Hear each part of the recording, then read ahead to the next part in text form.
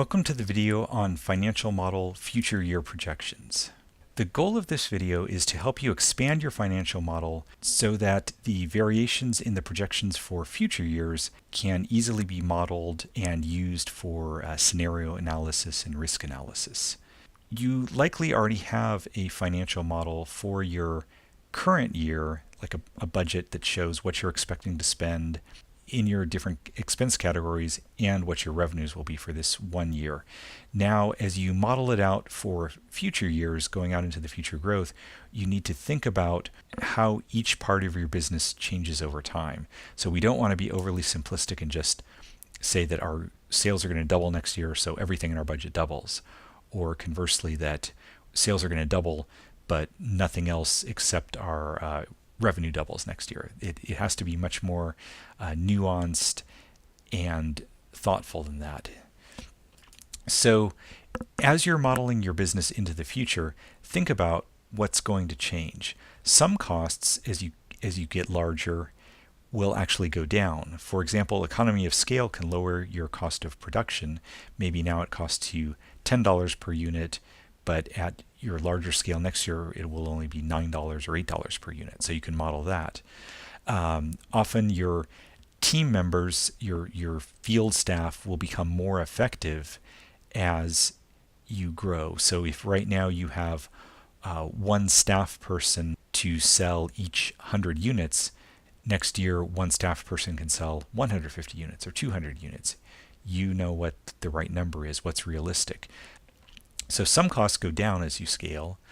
Other costs go up as you scale. For example, what we see often is entrepreneurs underestimate how much management staff they'll need.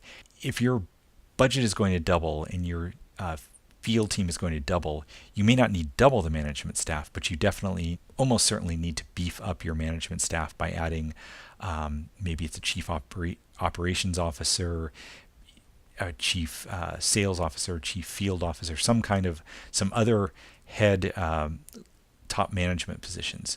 You'll also need some field supervisory staff that maybe you don't have right now. Maybe you as the founder are playing that role. So if you think about right now, your founding team probably wears 10 different hats.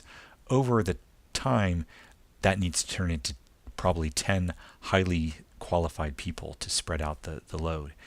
Another area that we see entrepreneurs often underestimate is as they grow and project larger and larger sales, marketing budgets and sales budgets also typically need to go up. And other things like infrastructure, a larger office, a bigger factory, bigger processing plant, whatever those kinds of costs are, if your business is going to grow, you probably also need to budget for some of those things into the future. So keep in mind that the reason we're doing this is, first of all, it's for your team. It's so that you can model it. It's an exercise to help you think through how your business is going to grow. But it's also so that when you take this to investors, they know that there's uncertainty out there. They know that what you're modeling for next year and 2-3 years out isn't exact.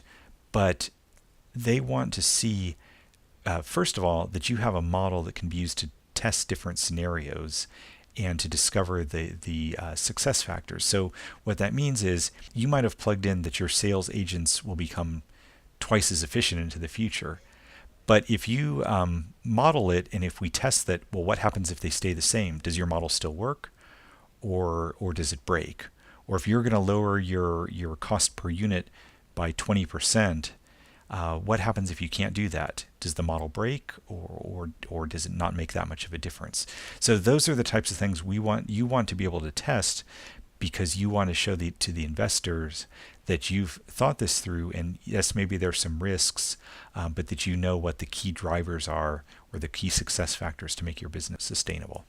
So that's it for this video. Your deliverable is to add in columns into your financial model to show the projected growth for typically 3 years into the future. If you have a good reason to go further out, because that 4th year or 5th year is when your business becomes really profitable or something like that, of course you can do so. But typically 3 years out is perfectly fine. And if you've already got that, just go through all of your assumptions and make sure that you understand the logic of why they're growing or shrinking as your business grows.